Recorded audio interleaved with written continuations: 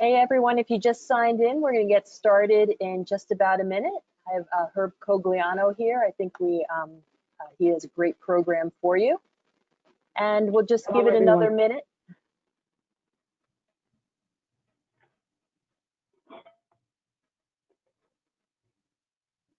I hope everybody is having a great day so far. I really hope that you're going to get a lot of impactful information from the session today. We're not going to talk a lot about computers. We're going to talk a lot more about business today.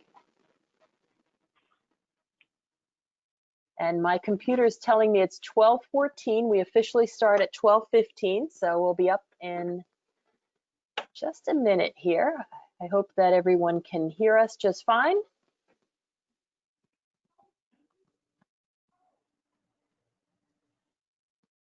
All right, and with that, my computer is saying it's 12:15, so we're going to get started. And I want to thank everybody for joining us today. These are challenging times for all.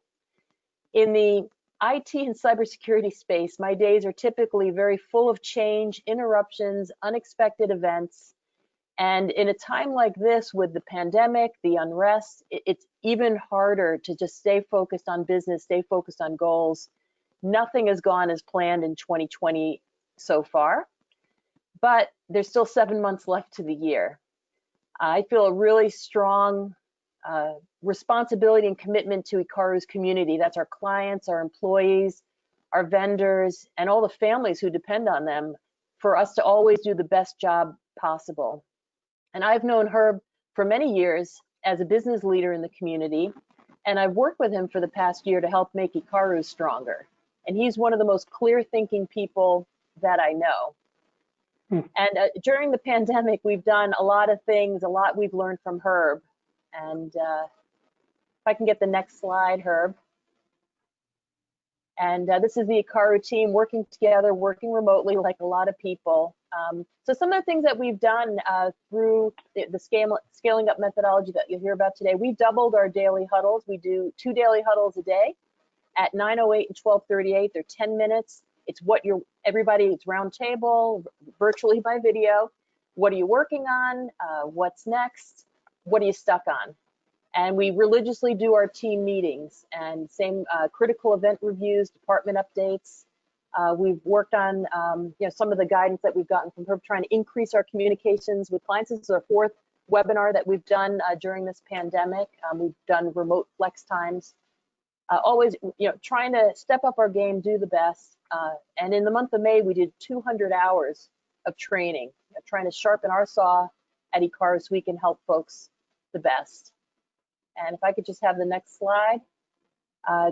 So whether you're an owner of your business, a manager, or an individual contributor,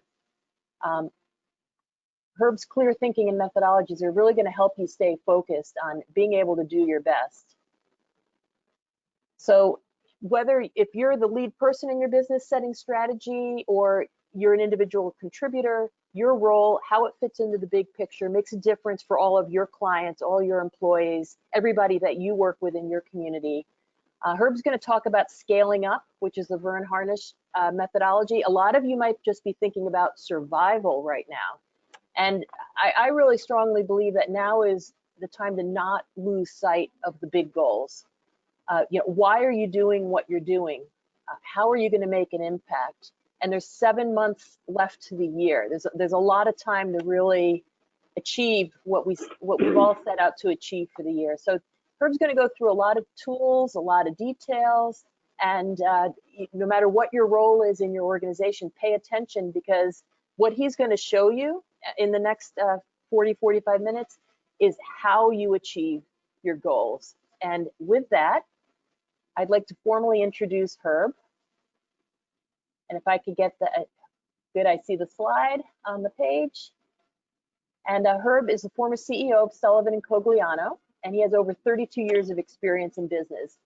And his firm provided technology staffing and career services to North America for over 53 years. Some of Herb's accomplishments: he was named to the Inc. 5000 fastest growing company list multiple times. That's a huge achievement. He's a multi-year recipient of the Boston and South Florida Business Journal Best Place to Work Awards.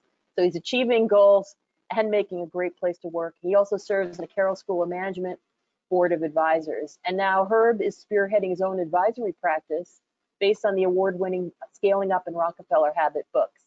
So as a certified scaling up coach and an experienced CEO who's actually done everything he talks about, he's learned firsthand what it takes to overcome business challenges. And I hope everybody gets a lot out of Herb's presentation today. And with that, I want to turn it over to Herb. Well, first of all, Anne, thank you very much. I'm so honored to be here with your wonderful registrants for this event. I think we all know that companies don't get built by one leader. It takes an incredible group of team members to make the success happen.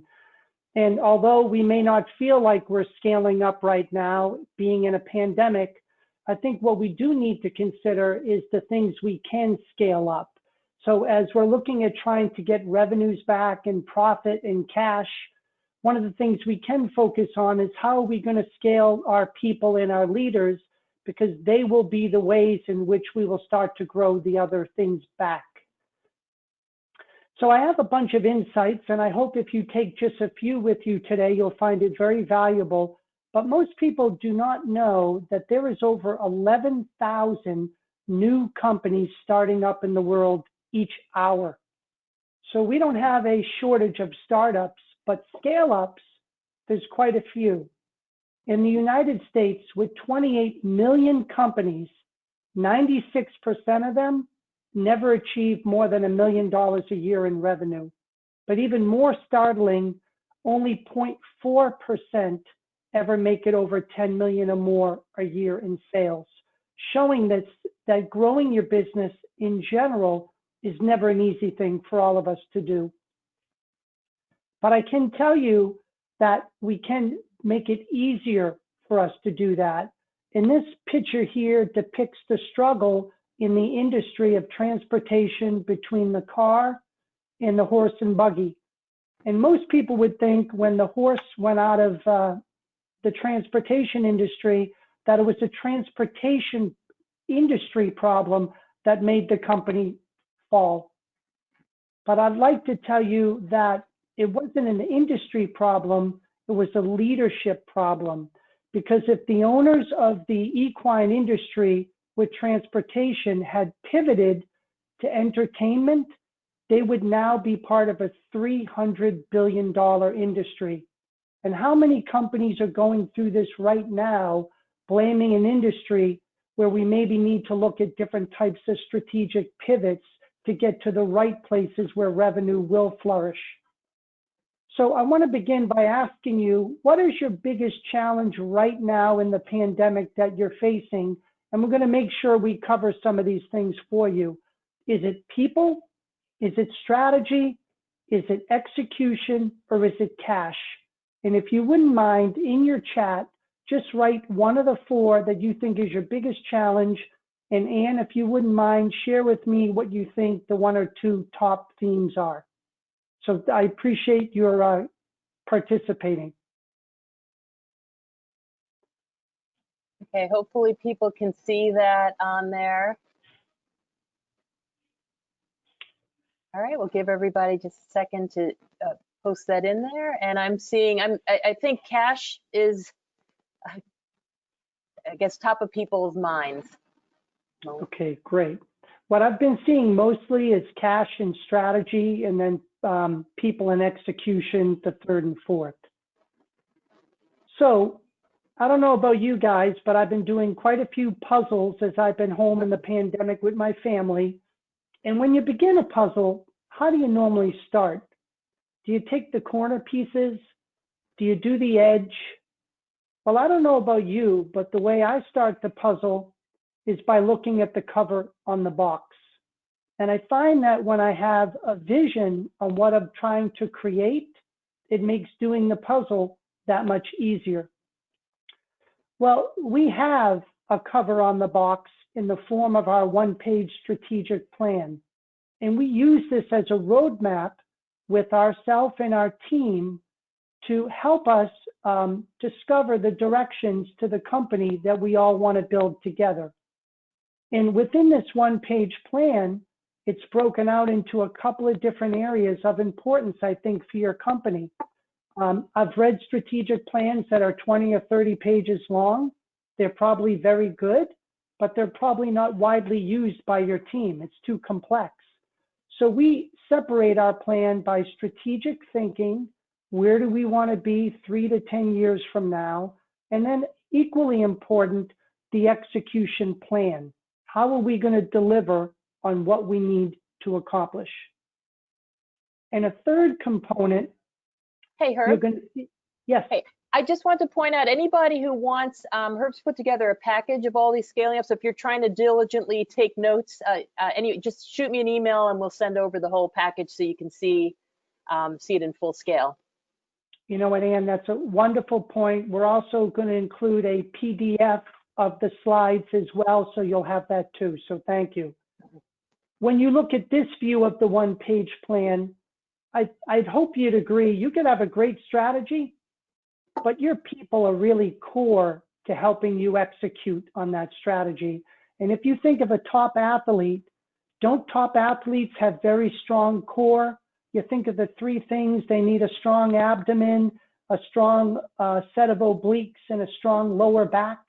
Well, think of your company that way too, except we have 3 core things that a company needs. They need strong core values, they need a strong core purpose, and you need a strong core competency, which are the inherent strengths that you leverage in your strategy to help your clients. So combining the core with your strategic thinking and a solid execution plan allows you to be set up with a roadmap for success. We also have 4 major decision areas that we need to get right in trying to rebound and reignite from what's going on with our teams right now. The first one is in the area of people.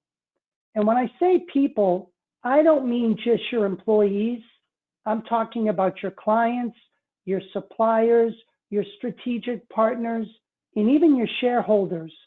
And when your people are happy and engaged and productive, your chances of success go up dramatically. And that's a key area of decisions and tools that we help our clients with. The next thing is your strategy. A lot of people are having a problem with growing revenue and maintaining gross margin. So if your revenues are waning, which many of us are, we need to do a pivot with our strategy and update it in order to get that revenue going back in the right direction. Some of us may have been stable with our revenue and gross margin, but our execution is off. Nothing worse than having good revenue, but having to work 80 hours a week at half the net profit because of waste and inconsistency. And then lastly is cash. We know right now that cash is the oxygen of every business. And if we don't have enough of it, we're not going to be able to get to the rebound. And I know we all want to focus on that. So I'm going to go through some particular insights in each of the 4 areas and give you some actionable takeaways to do with your team. The first one is in the area of people. And when I talk people, I like to begin with a gentleman called Regis McKenna. He was the marketing mentor, not only to Vern Harnish, but specifically to Steve Jobs at Apple Computer. And Regis would tell all of us that if we don't have a marketing meeting, we should. Whether it's 15 minutes a week, an hour. Steve Jobs used to spend 3 hours a week. But it's the thing in my company that I have to humbly tell you, initially, I was very weak at. So you need to create a marketing effectiveness campaign to get to the right people for your people to sell to. But what's a simple thing that we can do to start? Regis would tell all of us that we should get a list, if we're a small company, of 25, and if we're a larger company, 250 relationships that we feel will influence our success right now through the crisis. Could it be a social blogger that's important to my brand reputation? Could it be a regulator, which is important to keep me in good standing? Could it be a key client that I want to retain or maybe grow a relationship with? Or could it be a key account list of my top 25 prospects that I know are ideal for me to get my company on track? But whatever it is, you need to sit down with your team when you're done and plot out those 25 relationships and have a marketing plan to influence your connection with them in order to help you navigate right now. A second people tip is that some of us have all worked very hard to gain some really good current clients, and yet we're scratching our head saying, how do we get more of them? Well, one of the simple things we do is something called the buyer's story, where you call up some of your top clients that you enjoy working with, and you ask them 3 simple questions. Number 1, take me back to when you first were looking for my type of service or solution, and tell me what was happening. What were you feeling? What was your business experience? If it's medicine or a consumer, what type of illness or whatever made you search us out? And then secondly, what did you do to decide who would you choose from to make a decision? And then thirdly, how did you decide who to ultimately pick and who not to accept? Now, those questions are fairly simplistic, but your insight probably will not come from the first 3 questions. It will come from you listening to the answers on the first 3 and then probing back with follow-up questions, allowing you to uncover some really important insights. And my hope is you can take the insights and use that as a roadmap to develop more clients that are just like them. So 2 very quick takeaways on the people for you to do when you get back with your team. Let's jump over to strategy. Can you state your strategy simply? Does it provide relevant and compelling value to your customer today? Does it have meaningfully differentiate you from your competitor? And is it helping you drive predictable, consistent revenue growth? And this is one area that I've heard a lot of my clients say, not so much. So we have some work to do. I want to start by just introducing the SWOT tool in the SWET tool, SWT. And I want to give you the quick difference. Some of you may have used the SWOT tool, maybe back with your teams or back in business school, but it's very simply looking at your strengths, weaknesses, opportunities, and threats. And we think it's a good tool to use for middle managers and your employees to understand the opportunities and threats within your company and your industry. I kind of view it as seeing the forest from the trees. Another tool we recommend with your senior team is the SWET, which is the SWT. And by looking at the trends that are happening all over the world and in many markets, you can now see the difference between the world beyond the forest. And these trends are the trends that are going to help you uncover emerging opportunities that could be very helpful in a potential pivot. And you'll see here as you go through each of these, specifically the trends that can be a little overwhelming the first time you look at your trends with your team. So we have a very simple framework of 6 categories for your team to use. It's called the PESTO framework, but importantly for you, in the area of political trends, what's happening right now, dealing with immigration law, maybe foreign trade policy, and all the other categories listed here, but importantly, which ones do you think are going to impact you? You then look at the economic factors, whether it's interest rates or unemployment, social factors, which is demographics and consumer preference, technology, which is Anne is a great person to ask about those technological trends, whether it's remote work at home, Zoom video conferencing, telemedicine, environmental, and legal. And as you go through all 6 areas, you're going to start to bubble up about a half a dozen to a dozen trends that you think are opportunistic and that can have the biggest impact for you and your business as you roll forward. Once you do that, we're then going to briefly talk about your strengths. So you'll list whether or not you think you have a strong brand, if you have a good balance sheet, if you have a tenured employee base. But more importantly, what I want to uncover is your core competency. And your core competency has 3 wonderful attributes. It's not easy for a competitor to imitate it. It can be reused for many products and many markets, and it contributes to the overall benefit and experience of your customer. What do I mean by that? If you think of Honda, they have a core competency at design and manufacturing, and how you see that as the consumer is that they take these small engines and they're able to put them in many different size products, cars, motorcycles, lawnmowers, and because of the capability, they can make it custom for any nation, any marketplace, and they're delivering these products all over the world. Sony does the same thing with miniaturization. Many products, custom for marketplace, all over the world, and so does Bic and Casio, you'll see below. So the key is to look at these emerging trends, to identify your core competency, and then to repackage that in something that's going to be valuable to your client.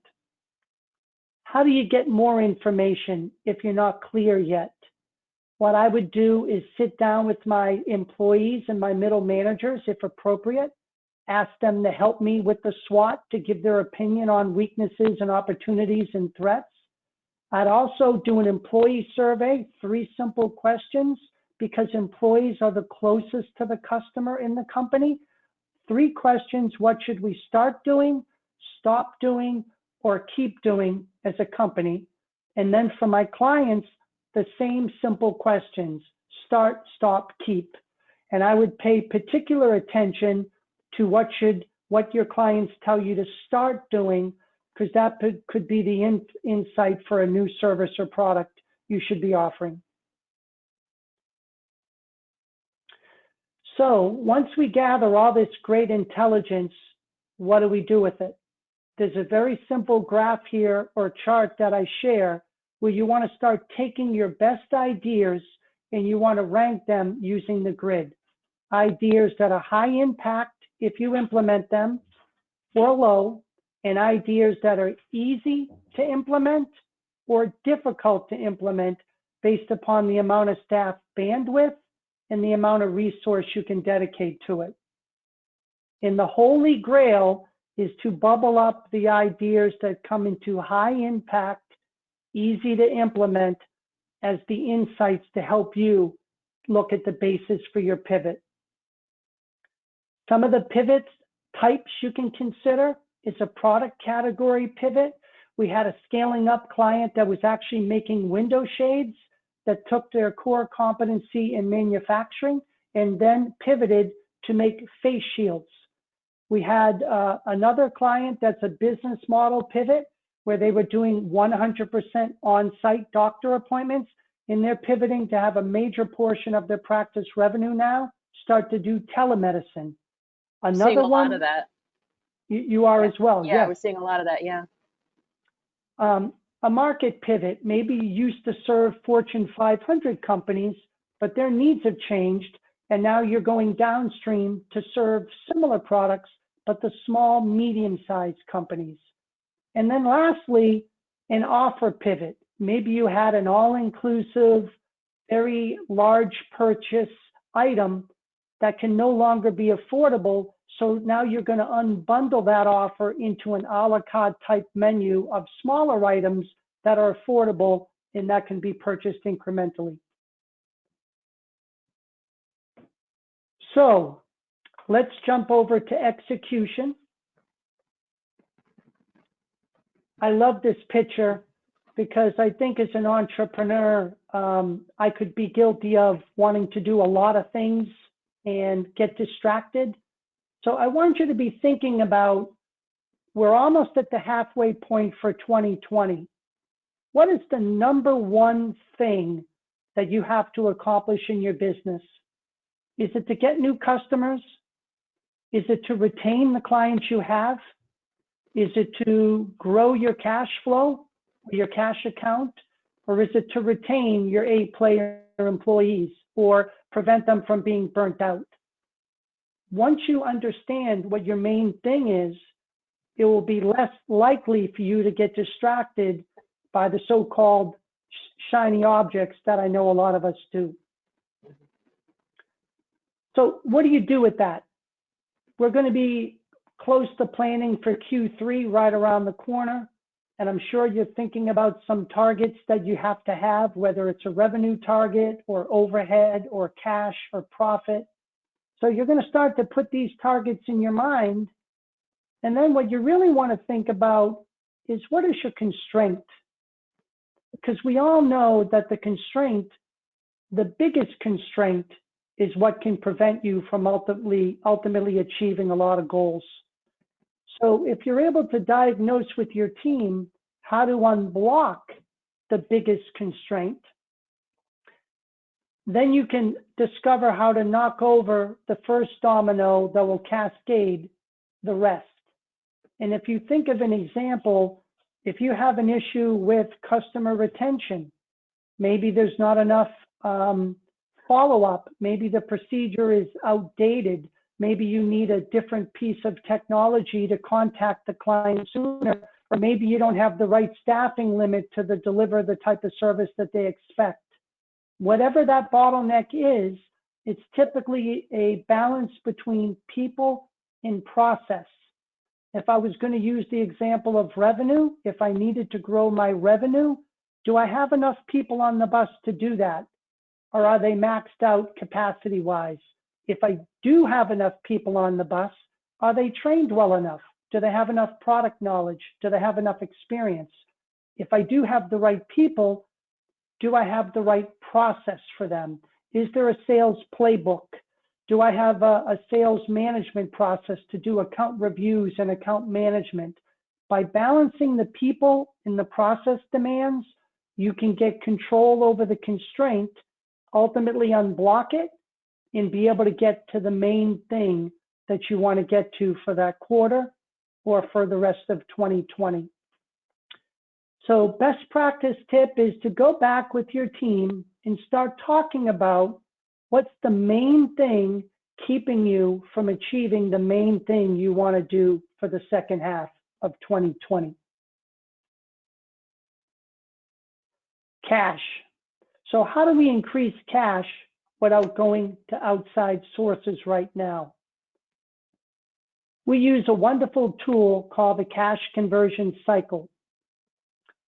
How many of you know how many days it takes from when a prospect enters your CRM to the day the money hits your bank account for their first order?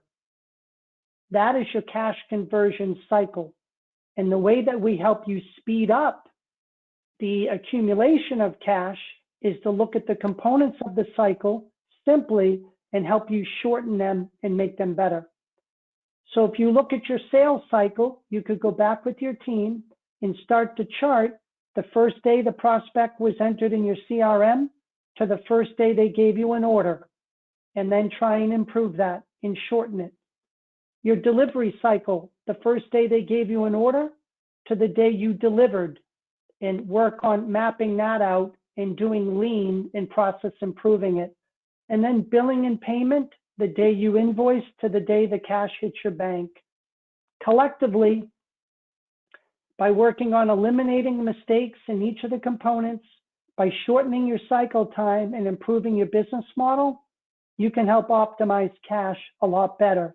And if any of you use the Starbucks or the Dunkin' Donuts app to order your coffee from your phone, you know that was specifically a business model improvement, which got me to order coffee a lot quicker and got them to charge my credit card instantaneously. And that was just one example of optimizing a cash conversion cycle. The power of one. Sometimes small changes can have an incredible impact on your business. 1 + 1 + 1 = 19. And let me show you how this math works. We have a company with sales of 10 million with a 1% increase in sales, a 1% decrease in cost of goods, and a 1% decrease in operating overhead is able to create a 19% increase in profit in cash. There are 7 levers, and this is one of the tools in the free toolkit you will get after, that help you control cash and profit. They are your price, they are the volume that you do, your cost of goods sold, your cost of overhead, your accounts payable days, your accounts receivable days, and the amount of days you hold your inventory. Any one of those 7 done in any particular order of 1% or more can have an incremental and sometimes dramatic impact on the cash in your company. Pricing. Pricing is a strategy for cash and profit that a lot of companies don't touch. And I think it's widely underused. Not only price and volume, but why not both? So when you look at price positioning, look at Apple. They don't discount. You're going to buy an iPhone for 800 and something bucks, very expensive. They only own about 30% of the iPhone, of the cell phone volume in transactions, but they own 80% of the profit pool in the cell phone industry. It takes courage and a strong brand, but they don't discount. Multi-pricing. Most of us charge one price everywhere for the same product. Have you ever considered different prices in different settings? Some industries you may be regulated, I understand, but for the ones that are not, have you ever paid a different price for a bottle of water at a Costco, at a gas station, and then at an airport? And I know I have, and I think you'll understand the opportunity there. American Airlines, Amazon are all examples of dynamic pricing. They've leveraged technology and algorithms to moderate the pricing instantly 24/7 for all their customers.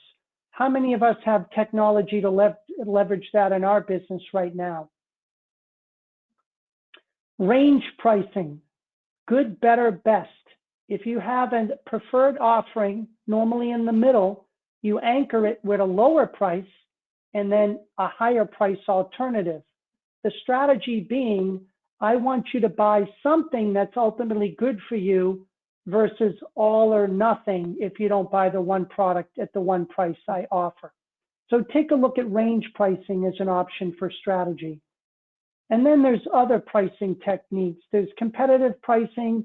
If you are commoditized, if you're not really distinctive, are you being competitive? And are you shopping or matching your competitor's price when needed to do that? Multi-dimensional pricing, pricing based upon the number of users or maybe the volume of orders in order to be distinctive. Bundle pricing, like a Happy Meal or a company where you do an all-inclusive versus your competitors that only do a la carte, or the reverse strategy of unbundling where competitors are too expensive and you can charge them smaller incremental pricing.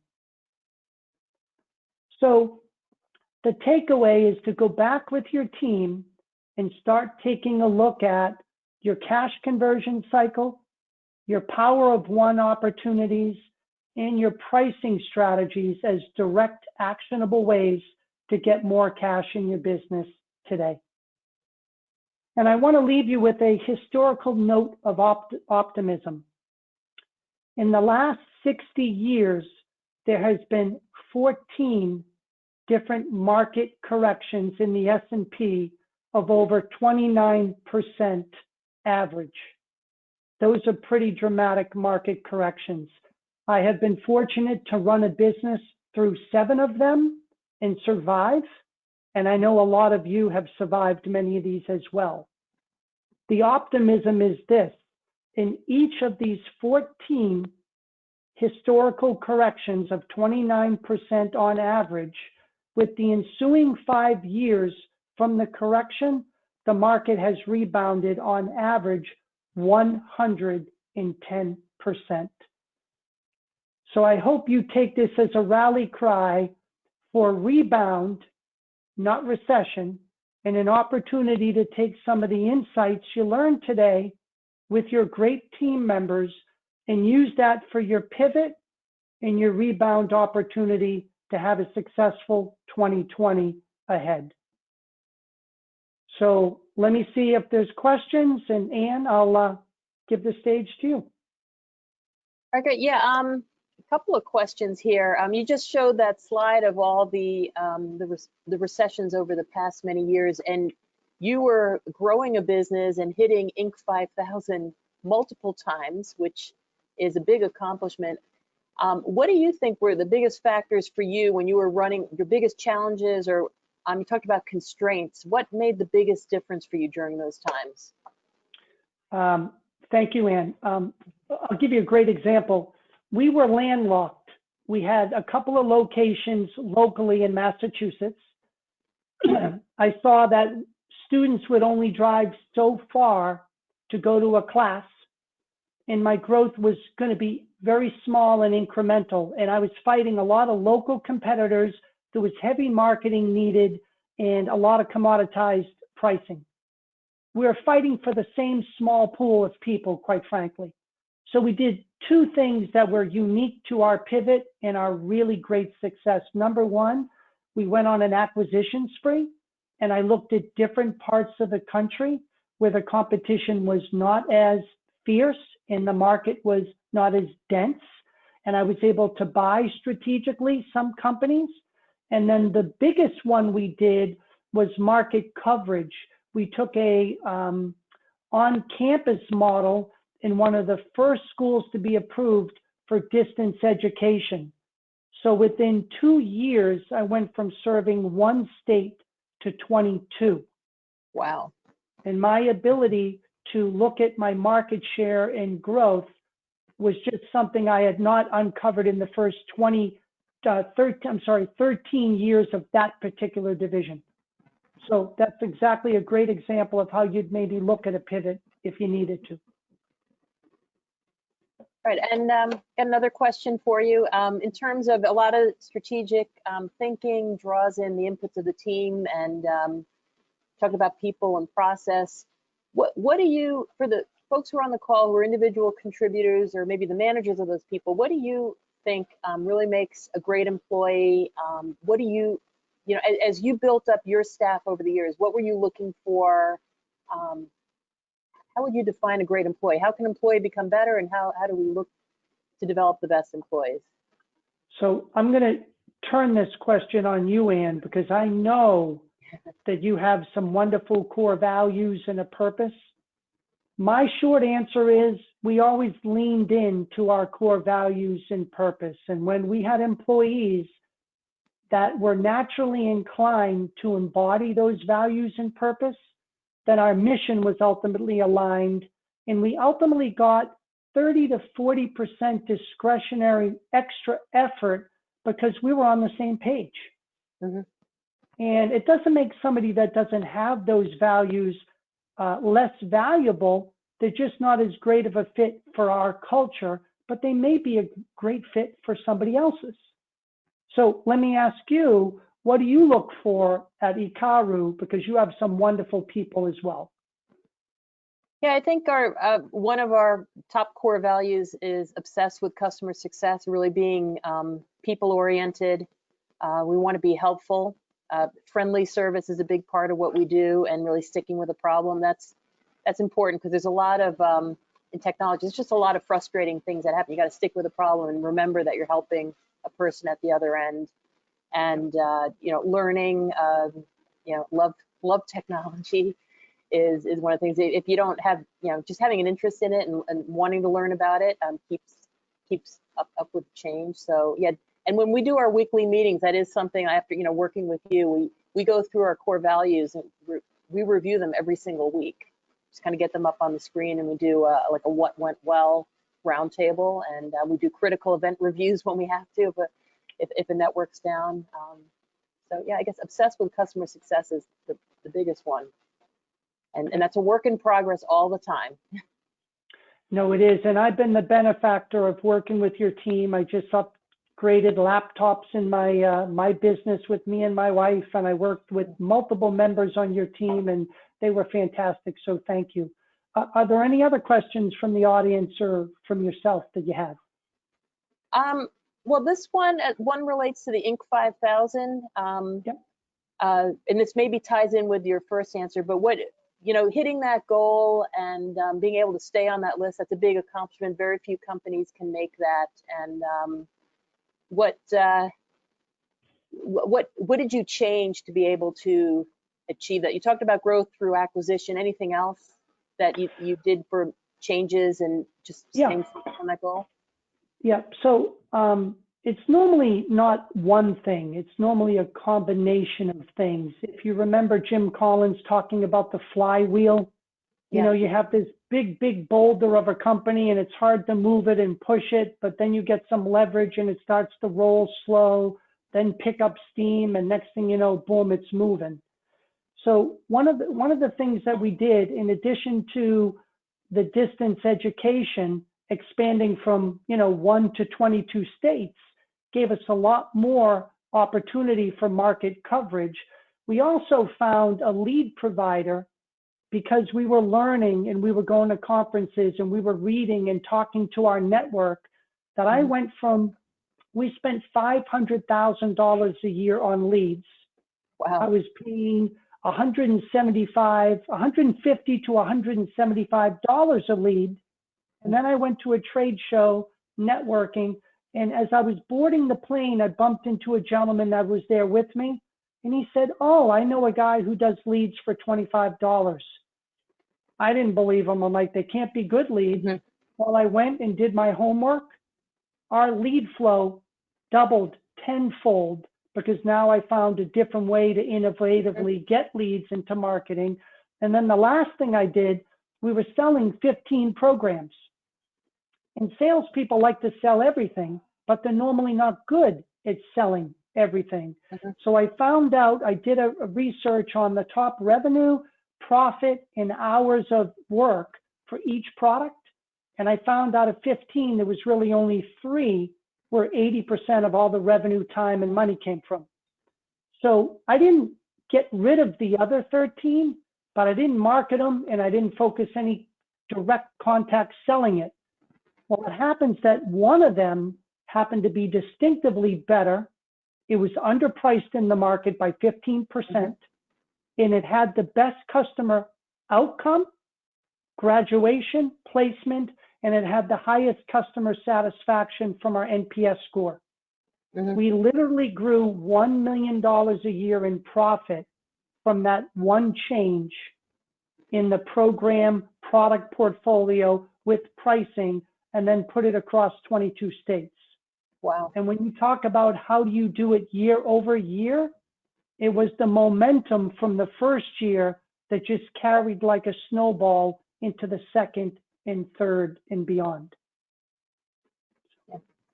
Well, thank you so much. We're right at 1 o'clock. I know people need to get back to work. I always learn so much when I listen to you, Herb. I learned a lot, and I hope everybody on the call learned a lot. Anybody, just shoot me an email. We have a copy of the slides and the worksheets. They're deceptively simple, but so important. And it's really, that's how goals get achieved. So just shoot me an email and I'll send those over to you. And Herb, I want to thank you so much for joining us today. And I hope everybody on the call learned a lot as well. Thank you, Ann. And for anybody dealing with the pandemic, if there's anybody who would like to have a call or I can help informally in any way, I know it's challenging. I respect all of you working and being so productive in a challenging time. And I wish you all safety and good health. And thank you, Ann, very much. All right, great. Well, thank you so much. And with that, we're going to sign off. Thank you and bye-bye.